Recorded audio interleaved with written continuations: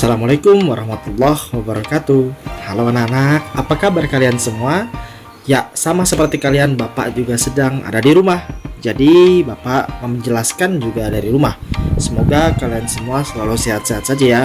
Oke, pada kesempatan kali ini kita akan belajar tentang IPA ya, yaitu tentang magnet. Kita akan kupas dari dasar hingga ke seluruh bagiannya, insya Allah ya. Semoga Bapak bisa menjelaskan dengan baik. Oke, baik, langsung saja kita ke materi kita hari ini.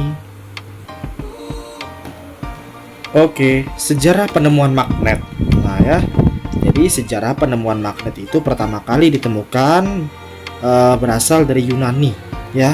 Menurut para peneliti pertama kali ditemukan di daratan Yunani. Nah, sejarah awal penemuan magnet. Nah, telah diketahui pada zaman dahulu itu beberapa biji mineral atau batuan warna metalik atau logam ya bersifat menarik partikel besi. Nah, jadi mineral atau batuan itu disebut magnetik atau batuan bermuatan. Artinya dia punya kemampuan untuk punya kemampuan magnet di mana dia bisa menarik segala macam logam. Thales, seorang filsuf Yunani yang hidup pada abad 6 sebelum Masehi adalah orang pertama yang menaruh perhatian pada sifat biji besi. Akan tetapi kemungkinan sebelum itu pun telah banyak diketahui. Jadi sebelumnya tuh mungkin orang itu pernah ketemu sama magnet, tapi mereka nggak tahu ini namanya apa ya, ini fungsinya apa. Nah seperti itu. Batuan bermuatan itu sering disebut dalam tulisan kuno. Jadi dalam tulisan kuno tuh di seperti prasasti itu sering disebut-sebut magnet itu, tapi mereka nggak nyebut itu magnet. Mereka nggak tahu namanya.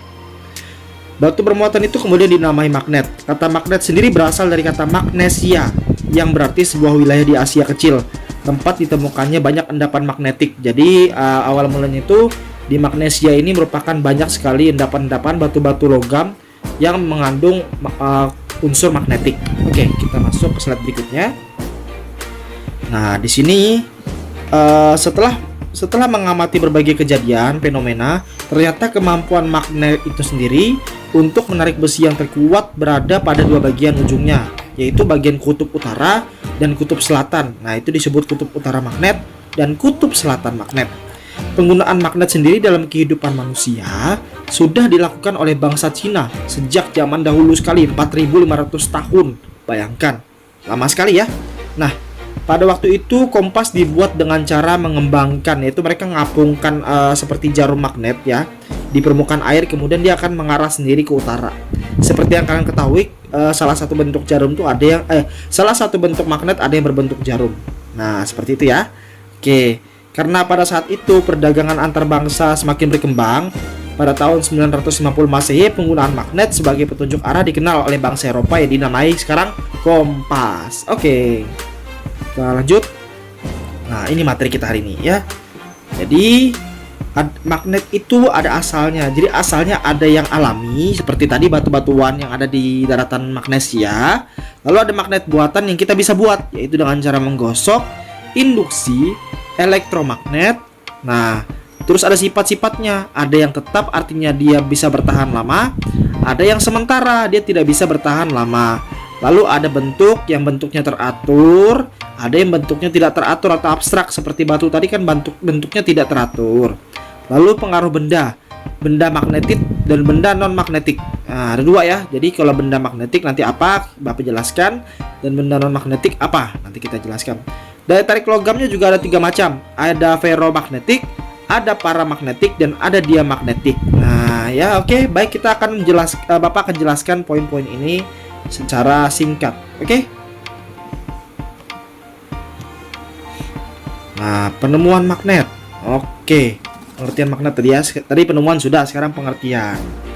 Magnet adalah benda yang dibuat dari besi atau baja yang dibuatnya tuh dari besi atau baja, dia dapat menarik benda-benda dari bahan tertentu. Ya.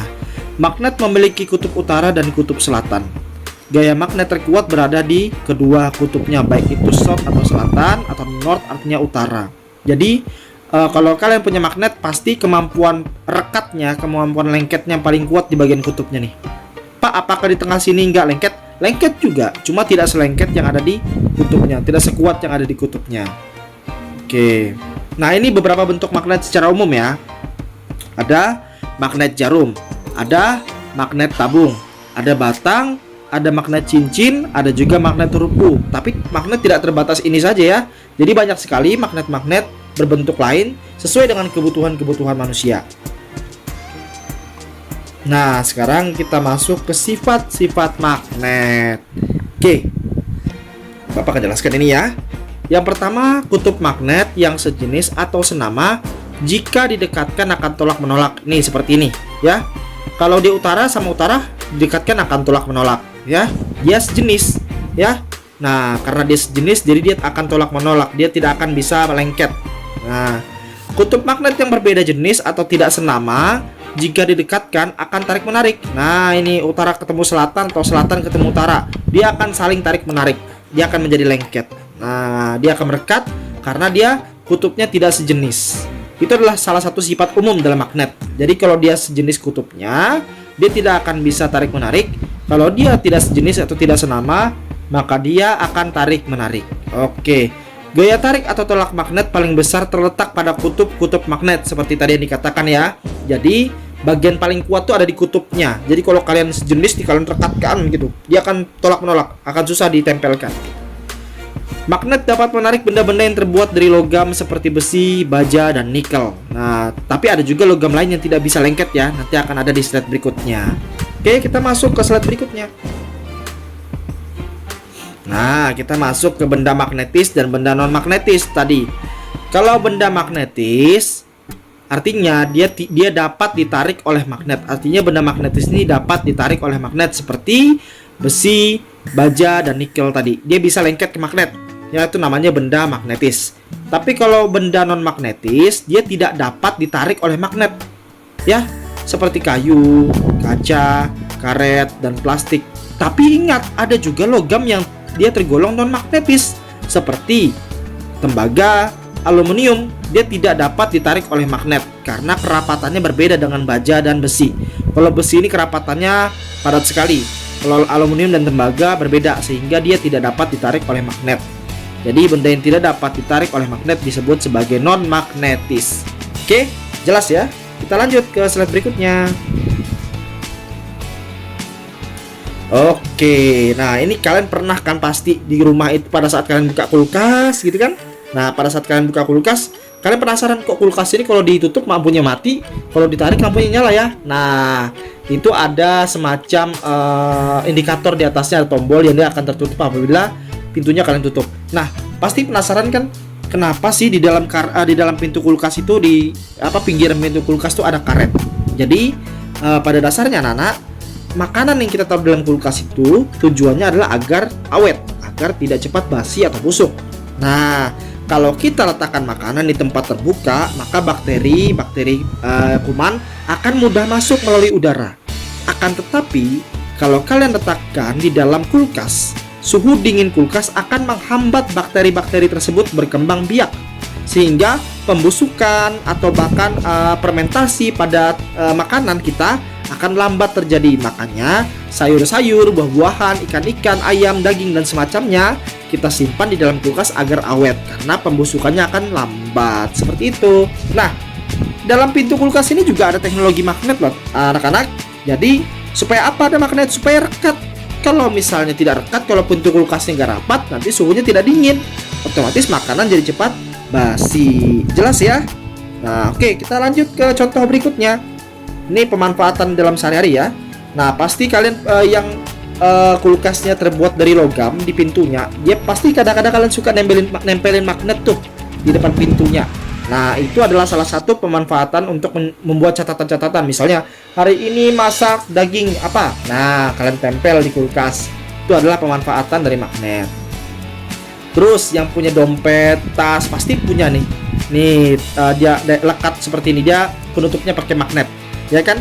Pasti kalian punya. Nah, atau mungkin bunda kalian, ayahanda kalian di rumah pasti punya yang seperti ini, entah dompet, entah sepatu, entah kotak pensil atau apapun itu. Nah, itu menggunakan teknologi magnet. Karena magnet itu cukup kuat ya. Beberapa magnet yang tipenya bagus, dia akan kuat merekatnya.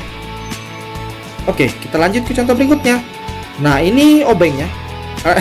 Ya kalian pasti tahu ini obeng. Nah, cuma maksud Bapak adalah obeng yang ini dia memiliki di bagian batang ujungnya ini, di bagian moncong ujungnya ada kemampuan magnet di sana supaya ketika kalian buka sesuatu, kalian tarik, bautnya lengket di obengnya. Karena kan baut itu kecil tuh, ya kan? Baut atau mur itu kecil. Kalau sembarangan nanti jatuh hilang. Jadi maka para pembuat obeng memudahkan para kita ini sebagai konsumennya agar ketika membuka baut atau mur tidak hilang, tidak terjatuh seperti itu. Nah, itu tadi adalah contoh-contoh dalam kehidupan sehari-hari. Sekarang kita akan pergi ke sifatnya magnet nih. Nah, pasti kalian pada tahu magnet itu pasti dia akan mampu melekatkan logam-logam tertentu di sekitarnya. Kalian pasti suka main magnet tuh kadang, ya. Nah, di sini kita akan bahas medan magnet. Nah, apa itu medan magnet? Nah, perlu kalian ketahui, medan magnet adalah daerah di sekitar magnet yang masih dipengaruhi oleh gaya magnet. Nah, jadi kalau kalian punya magnet, kalian letakkan nih, ya kan nih, ini ada magnet kalian letakkan, ya kan? Nah, nanti kalau kalian letakkan seperti paku atau klip atau apapun itu terbuat dari logam besi, nah kalau dia masih lengket, maka dia ada di wilayah medan magnet, ya. Daerah di sekitar magnet yang masih dipengaruhi gaya magnet. Tapi andai kata kalian taruh di sini nih, misalnya, nah dia nggak bisa lengket. Kenapa? Karena dia tidak berada di dalam medan magnet. Nah, medan magnet tidak terlihat nih, namun kita dapat melihatnya dengan menggunakan serbuk besi. Ini mereka melakukan uji coba dengan serbuk besi. Jadi di sini ada medan magnet yang kuat. Ini hitam banget kan? Artinya medan magnetnya sangat kuat di sini. Nah, terus yang jauh-jauh ini gimana, Pak? Nah, berarti ini nggak dapat energi magnetnya. Ya, karena medan magnetnya nggak nyampe sini. Nah, jadi kalau ada pertanyaan apa itu medan magnet, jawabannya gampang, yaitu daerah di sekitar magnet yang masih dipengaruhi oleh gaya magnet. Oke, gampang kok. Ya, magnet itu gampang. Oke, kita lanjut ke slide berikutnya. Nah, kita masuk ke cara membuat magnet nih. Ya, mungkin ada yang penasaran gimana sih Pak bisa bikin magnet itu? Ya, gampang sekali buat magnet itu, nak. Kita akan contoh ke pertama nih, ya, cara pertama. Yang pertama membuat magnet dengan gosokan. Yang pertama langkahnya, siapkan magnet dulu ya pasti, ya, sama besi yang ingin kita jadikan magnet. Ya, ingat kalau kita mau bikin magnet harus besi. Nah, atau baja boleh. Membuat magnet dengan gosokan dilakukan dengan cara menggosokkan magnet dengan benda magnetis, misalnya besi nih, ya. Jadi digosok-gosokkan aja, gampang sekali. Cuma ingat, digosokannya satu arah, ya. Satu arah. Kalau kalian pakai kutub selatan terus. Kalau kalian pakai kutub utara, maka jangan diganti-ganti. Kutub utara terus yang dipakai, ya. Jangan ditukar-tukar. Nah, terus kalian gosok berputar seperti ini searah. Kalau ke kanan terus. Satu. Tuh, kanan, seperti itu, ya. Sesuaikan dengan arahnya. Jangan kanan kiri itu nggak akan jadi, ya. Nggak akan jadi karena harus satu arah. Jadi kanan. Nih, semakin lama penggosokan, semakin kuat kemagnetan pada besi. Jadi kalau kalian makin lama nih, 10 hari gosok aja, ya, nggak makan, ya. Ya, Bapak bercanda. Nah, semakin lama jadi semakin kuat kemagnetan pada besinya, ya. Itu cara pertama, dengan cara digosokkan.